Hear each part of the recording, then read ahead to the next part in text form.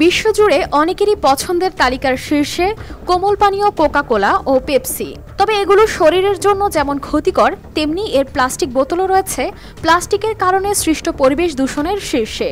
সাম্প্রতিক এক গবেষণায় দেখা যায়, পৃথিবীর পরিবেশ প্রতিবেশের জন্য ঝুঁকি সৃষ্টিকারী প্লাস্টিক দূষণের শীর্ষে রয়েছে কোকা কোলা, পেপসিকোর মতো নামি দামি কোম্পানি।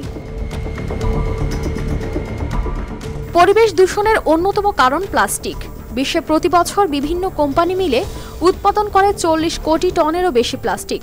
এসব প্লাস্টিকের বেশিরভাগই পড়ছে পানির নানা প্রবাহে। কিছু প্লাস্টিক ভেঙে পরিণত হয় আণুবীক্ষণিক কণায়। সেগুলো বাতাস ও পানিতে ভেসে ঢুকছে মানবদেহে, রক্তে মিশে জমছে ফুসফুস সহ বিভিন্ন অঙ্গ প্রত্যঙ্গে। সায়েন্স অ্যাডভান্সেস জার্নালে প্রকাশিত গবেষণায় দেখা গেছে, 56টি কোম্পানি সারা বিশ্বে 50% বেশি প্লাস্টিক দূষণ করে আসছে। এর মধ্যে কোকা কোলা একাই 11% দূষণের জন্য দায়ী। এরপরই 5% দূষণের জন্য দায়ী পেপসিকো।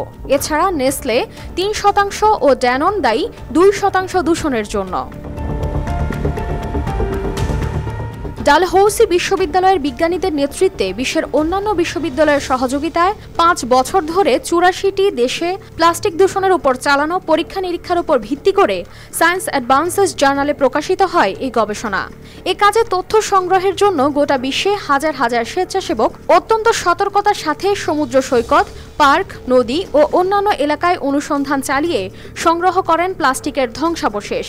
পরীক্ষা নিরীক্ষা চালানো 1.8 মিলিয়নের বেশি প্লাস্টিকের মধ্যে প্রায় 9,10,000 প্লাস্টিকে পাওয়া গেছে বিভিন্ন ব্র্যান্ডের দৃশ্যমান চিহ্ন। এ ব্যাপারে জানতে চেয়ে কোকা কোলাকে ইমেইল করেছিল মার্কিন সংবাদ মাধ্যম ওয়াশিংটন পোস্ট। জবাবে তারা জানায়, কোম্পানিটি চেষ্টা করছে 2025 সালের মধ্যে পুনর্ব্যবহারযোগ্য প্যাকেজিং ব্যবস্থায় যেতে। এছাড়া 2030 সাল নাগাদ অন্তত পক্ষে 50% পণ্যে তারা এটি ব্যবহার করবে। এদিকে পেপসিকো বলেছে, তারা প্লাস্টিক দূষণের বিরুদ্ধে বৈশ্বিক নীতি গঠনের পাশাপাশি এমন একটি অর্থনীতি গড়ে তোলার চেষ্টা করছে যেখানে প্লাস্টিক পুনর্ব্যবহার করা যায়। অন্যদিকে প্লাস্টিক শিল্পের সাথে জড়িত সংশ্লিষ্টদের দাবি, প্লাস্টিক আবার বিশ্ব অর্থনীতিতেও উল্লেখযোগ্য অবদান রাখে। এর উৎপাদন কমলে তা প্রভাব ফেলতে পারে নিম্ন আয়ের মানুষের উপর।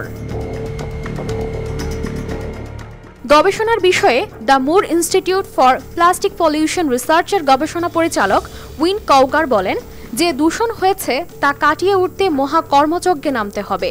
তবে এই সংকটের সহজ কোনো সমাধান নেই।